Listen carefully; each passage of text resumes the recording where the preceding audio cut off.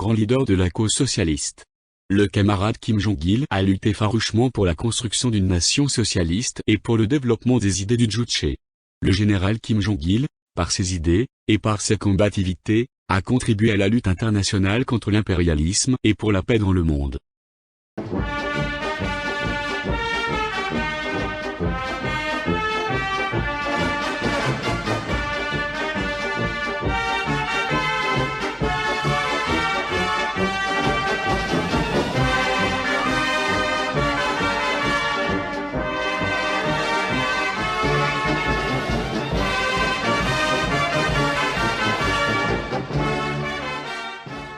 Le camarade Kim Jong-il est né le 16 février 1942, au camp secret du Mont Paektu en Corée.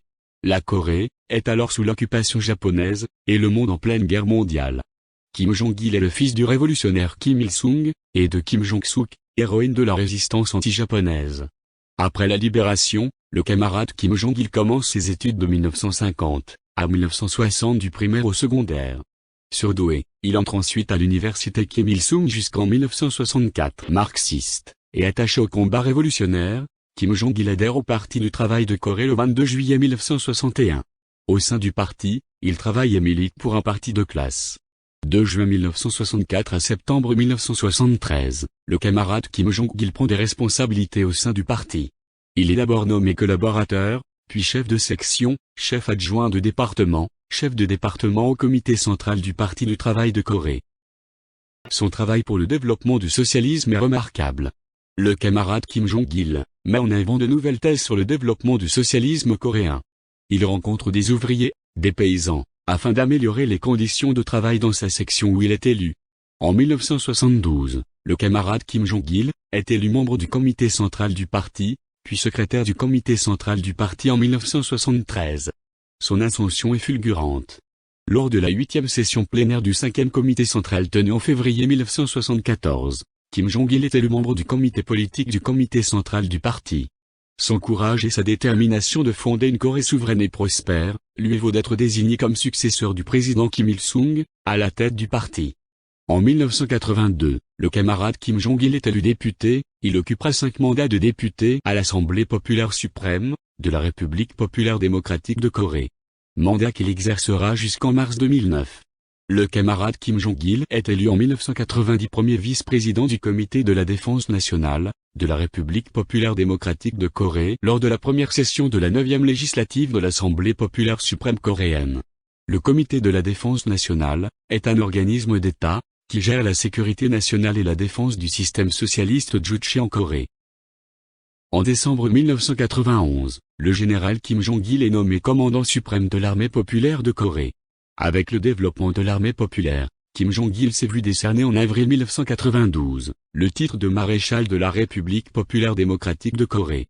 Le général est élu président du comité de la défense nationale lors de la 5e session de la 9e législative de l'Assemblée populaire suprême de Corée, tenue en avril 1993.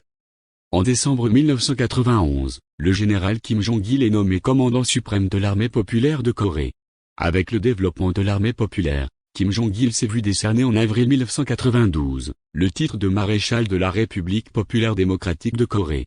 Le général est élu président du comité de la défense nationale lors de la 5e session de la 9e législative de l'Assemblée populaire suprême de Corée, tenue en avril 1993.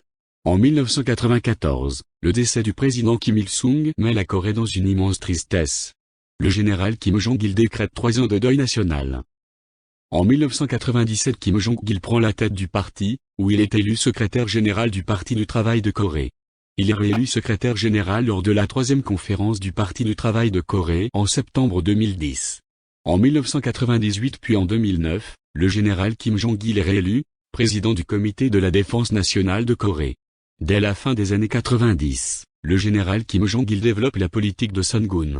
D'après le site Nenara, la politique de Songun est un mode politique qui fait des affaires militaires les tâches prioritaires de l'État, et permet de défendre la patrie, la révolution et le socialisme, et de pousser avec force l'édification socialiste dans son ensemble, en s'appuyant sur la nature révolutionnaire et la combativité de l'armée populaire. La politique de Songun est un succès. En effet, la Corée doit subir dès les années 90 un blocus états-unien qui menace la stabilité en Corée. La politique de Songun permet de sauver le socialisme en Corée. Le général Kim Jong-il décède le 17 décembre 2011, lors de sa tournée d'inspection, à la suite d'une maladie subite issue de l'excès de fatigue physique et mentale, accumulée dans ses journées de marche forcée, pour l'édification d'une puissance prospère et l'amélioration du niveau de vie du peuple. Des millions de Coréens expriment leur tristesse. Lors du 7e congrès du Parti du travail de Corée tenu en mai 2016, en traduisant la volonté unanime de l'armée et du peuple coréen, le grand dirigeant Kim Jong-il est nommé éternel leader. Ses activités idéologiques théoriques basées sur une méditation infatigable et sur une recherche profonde, lui permettent de publier de nombreux ouvrages dont œuvre choisie de Kim Jong-il. Le camarade Kim Jong-il est devenu un modèle révolutionnaire en Corée, mais aussi dans le monde. Il reste une figure, et un grand théoricien du monde socialiste.